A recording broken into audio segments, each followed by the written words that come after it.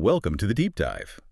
We sift through complex research, cut through the noise, and bring you the concentrated knowledge. Today we're exploring a really interesting paradox in modern male psychology. It's called the nice guy syndrome, or NGS. We're digging into the work of psychotherapist Robert Glover. He basically argues that certain social shifts have conditioned some men, maybe even you, to buy into this fundamental myth. You know, the man who's always trying to look good, do everything right. Convinced that if he's just perpetually good and giving and caring, then naturally, happiness, love, all that fulfillment, it'll just follow. Right. And that specific belief, that passive approach, that is the nice guy syndrome in a nutshell. But here's the conflict, the core problem. That strategy just... Right, don't worry. So when it inevitably falls short, when it doesn't deliver what was expected, the guy feels incredibly frustrated, resentful even. So you have this outward appearance of niceness, but inside, the sources say they're often, well, anything but nice. That's such a crucial point. And that's really our mission today, isn't it?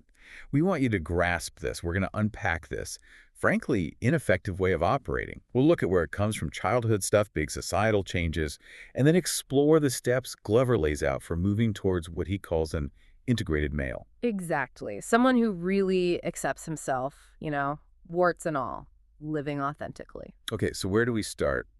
Maybe define that classic nice guy behavior first. Yeah, good idea. So on the surface, it's about constantly needing that external pat on the back. Validation. They often feel happiest when they think they're making other people happy. And conflict. Oh, they avoid it like the plague, even necessary conflict. And there's often this focus, sometimes an obsession, with pleasing women, trying really hard to be different from those stereotypical bad guys. Okay, but you said it's a paradox. So beneath that surface, it breaks down pretty quickly. Instantly. The first not so nice thing is, well, fundamental dishonesty. Dishonesty. Like outright lying. Not necessarily big lies, no. It's more subtle. It's about lying to themselves, hiding their real feelings, pretending everything's okay just to keep the peace. Hiding mistakes, too. Ah, okay. So it's more about maintaining an image than being genuine. Precisely. And that dishonesty, it fuels manipulation, often through something the sources call a covert contract. A covert contract? Yeah! Sounds intriguing. What is that? It's like the engine driving the whole syndrome. Yeah. They give, sure, but they give to get. Their generosity, which can sometimes look like martyrdom, almost always has these unconscious strings attached. So they're expecting something back, even if they don't say it. Exactly. Appreciation, maybe reciprocal favors, sex, emotional peace, something in return for their performance of being nice. And when they don't get that expected payback, say the wife isn't happy despite all the effort, or friends don't seem grateful, then the nice guy feels cheated, ripped off, and deeply frustrated. Okay, but if they avoid direct conflict, where does that frustration go? It comes out sideways. Indirectly, that's where the passive aggression kicks in. Big time. Right. So what does that look like? Oh, they can become masters of it, being emotionally unavailable, suddenly forgetting important things, not following through on promises. Even things like sexual problems in relationships can stem from this. And here's something really striking.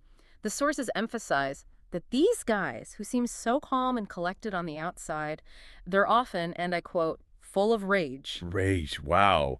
Just bottled up from years of... unmet expectations, these failed covert contracts piling up over a lifetime. Let's maybe use that example you mentioned. Jason, the chiropractor, to see how this plays out. Yes, Jason. Perfect example. He went to therapy because he felt completely unappreciated, invisible almost, even though in his mind he was this flawless husband and father. And he had proof, right? He listed all the things he did. Yeah, getting the baby up, feeding her, bathing her, cleaning the kitchen till it gleamed, doing every single dish. He was running himself ragged, basically, performing perfection. Totally exhausting himself. And yet, the feeling was, I can never do it right. That was his core complaint. Okay, so what was happening? Why did he feel that way, despite all the effort? Well, here's the kicker. His wife, according to him, wouldn't see the 20 things he did right. She'd zero in on the one tiny flaw. Ouch. Like what? He gave 2 examples. One time, she walks into this pristine kitchen, ignores all the work, and just asks why he hadn't cleaned the oven. Oh, wow. Another time, she apparently criticized him for putting their daughter in the good outfit for just a regular day, implying he'd wasted it. Ah, I see. So his performance wasn't getting the expected applause. Yeah. The contract was broken. Exactly. That's the covert contract failing right there. He puts in massive effort, pleasing, cleaning, avoiding any conflict. That's his side. His unspoken demand, his expectation was, if I do all this and I'm never difficult, you must be happy with me, you must approve. And when she points out the oven or the outfit? The deal's off. It just reinforces his feeling of being this powerless victim, despite burning himself out trying to please. That feeling of powerlessness, it seems central. So let's dig deeper. Where does this whole mindset, this paradigm even start? Glover traces it right back to childhood, and it seems to be driven by two really fundamental human things. Okay, what are they? First, there's the child's deep primal fear of abandonment. For a kid, abandonment basically equals death, right? It's terrifying. Yeah, that makes sense. And the second? The child's natural ego-centeredness. Little kids think everything revolves around them. If something bad happens, they assume they must have caused it. So if they experience some form of abandonment, maybe emotional neglect, or parents with unrealistic expectations. Exactly, or even physical absence.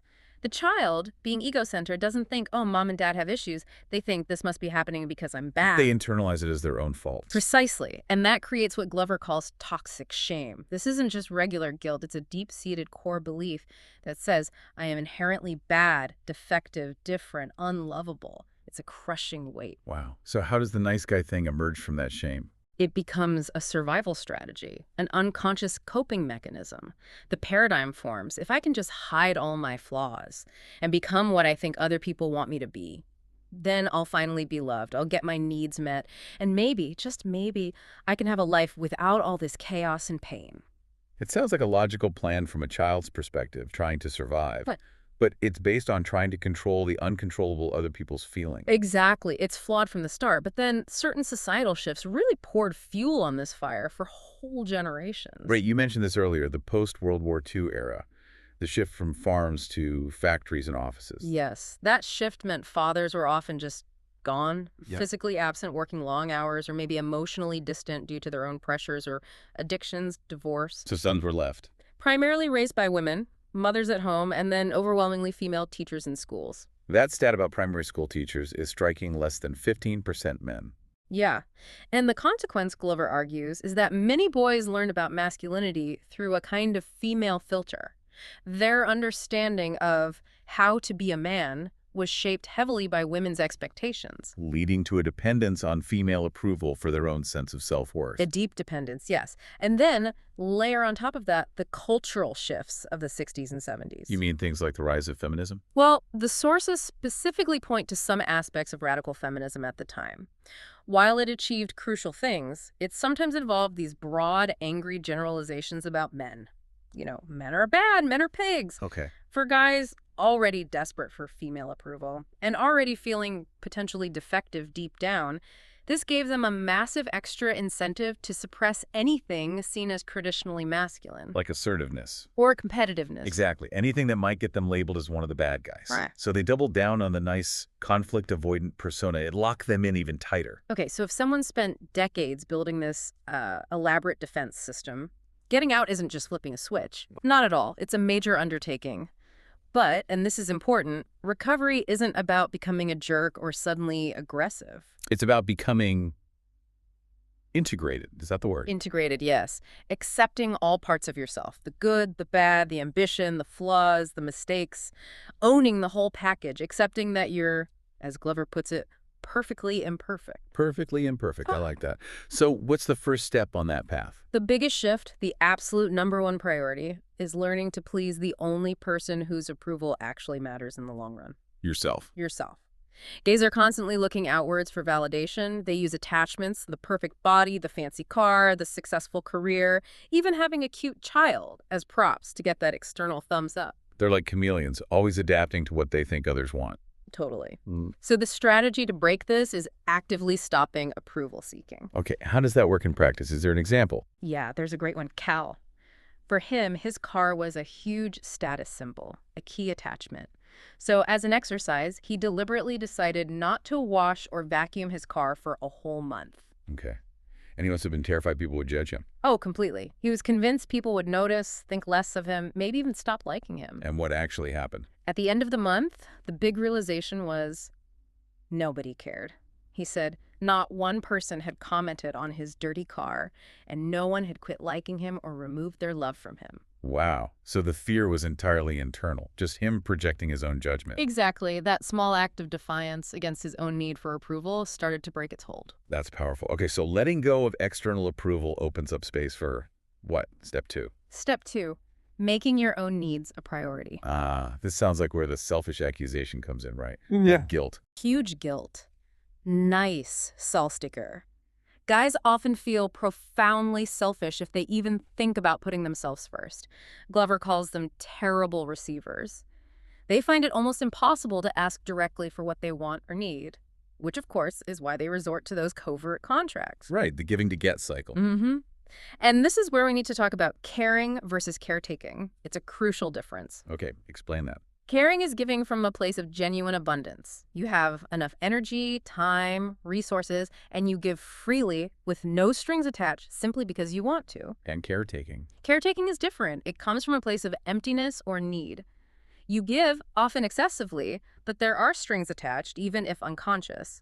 Often the caretaker gives to manage their own anxiety or to get their own needs met indirectly, or even just to avoid dealing with their own problems. And nice guys are difficult. Almost always caretakers, which Right. is exhausting, and ultimately it's dishonest because the motives are hidden. You mentioned the guilt is intense. Is there an example of that? Yes, Lars, an executive mentioned in the book, when his therapist suggested he should make his needs a priority, his immediate visceral reaction was to call the idea selfish. He physically recoiled. Yeah, like the idea itself was repellent.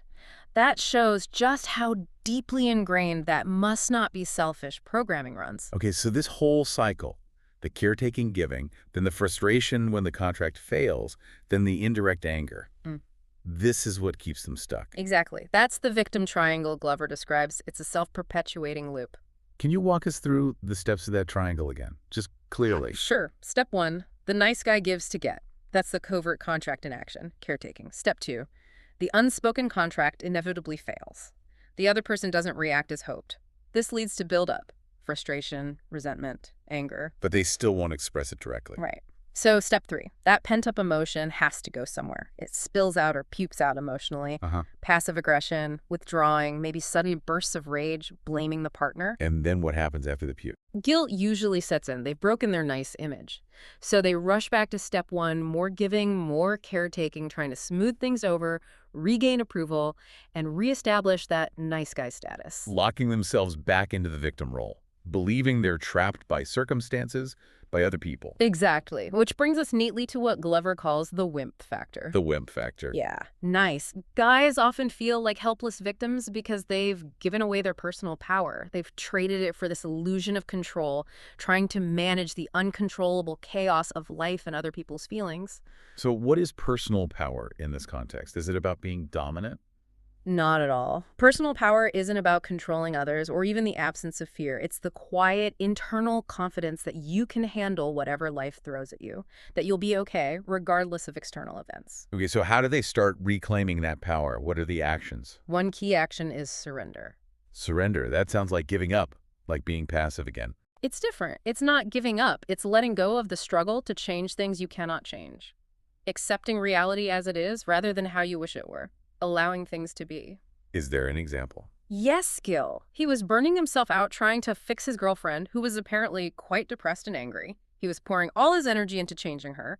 It was only when he finally surrendered, accepted he couldn't change her, let go of that responsibility, and decided he would be okay whether they stayed together or not, that things started to improve. For him, you mean? For him, yes. His own anxiety lessened. And ironically, the relationship dynamic actually shifted for the better once he stopped trying to control it. Interesting. Okay, surrender. What else? Developing real integrity. And this isn't about pleasing a committee by guessing what everyone else thinks is right. True integrity in this model means deciding what feels right to you internally and then doing it, even if it rocks the boat, even if someone else doesn't like it. So the dishonesty we talked about earlier, withholding things, minimizing, outright lying sometimes, that undermines integrity. Absolutely. It's fundamentally fear-based. Every time a nice guy is dishonest to avoid conflict or disapproval, he chips away at his own personal power. Okay, surrender, integrity. Mm. What's next? This seems crucial. Boundary setting. Absolutely essential for getting out of that victim mindset. Because victims feel like they have no control. Right. Boundaries are about taking control of what?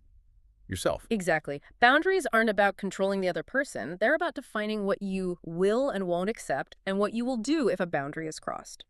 By changing your own behavior, by stopping the reinforcement of behavior you find unacceptable, you actually give the other person a chance to change their behavior too. Can we use the Jake example here with his wife's drinking? Perfect illustration. Jake had endured his wife's belligerent behavior, especially when she drank, for years. His pattern was just to clean up the mess afterwards, avoid confrontation. Classic, nice guy enabling. Until he reached a breaking point. Right.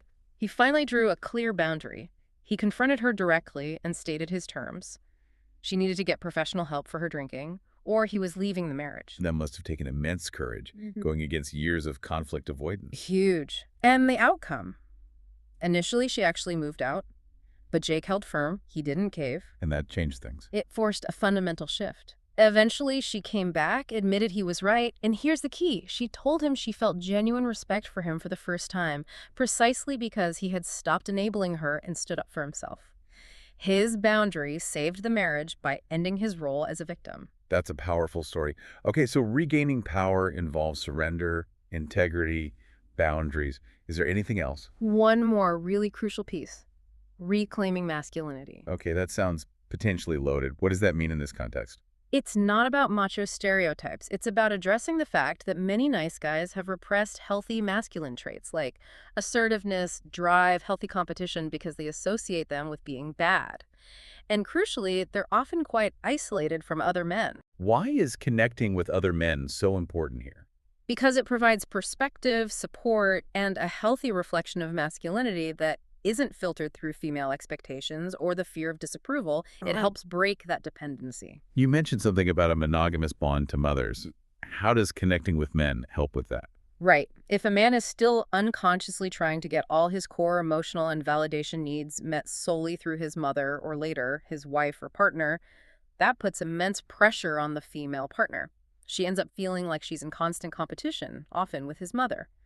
By building strong, healthy, supportive bonds with other men through shared interests, men's groups, mentorship, whatever, the recovering nice guy starts getting some of those relational needs met elsewhere. Which makes him less needy in his romantic relationship. Exactly. Less dependent, less needy, less manipulative because the covert contracts lessen, and ultimately less resentful towards women. He shows up as more of an autonomous adult partner. Okay, so we've really covered a massive journey here, haven't we? From that toxic shame starting in childhood Through all the passive-aggressive loops and manipulations of the adult nice guy. towards this idea of an integrated, empowered self. It's clearly not a quick fix. Definitely not. Breaking free requires, as you said, a radical shift in how you see things and how you behave. You absolutely have to face your fears, get support. This is hard to do alone, and really commit to embracing that perfectly imperfect self. And the payoff. What does life look like on the other side? It's transformative. Recovering nice guys essentially ditch that old, broken rule book that never worked anyway. They replace it with new principles based on self-care, integrity, and direct communication. They stop feeling like victims tossed around by life and become more assertive, empowered, genuinely energized individuals who feel equipped to handle challenges directly. That sounds like a much better way to live. It really does. And connecting it back to the bigger picture, the sources suggest that countless really talented, intelligent men out there are operating way below their potential. It's like they hit this emotional and cognitive glass ceiling because that deep-seated fear, that need for approval, holds them back from stepping up fully. So maybe final thought for our listeners to chew on. Yeah, let's leave them with this, drawing from one of the book's activities. Think about the one fear that's really controlling your life right now. What's the fear that makes you shrink back, avoid conflict, seek approval you don't really need? And then just ask yourself, what is one small, concrete, honest step you could take, maybe even today, to start charting your own path, to begin getting the life you actually want, not the one you think you're supposed to want?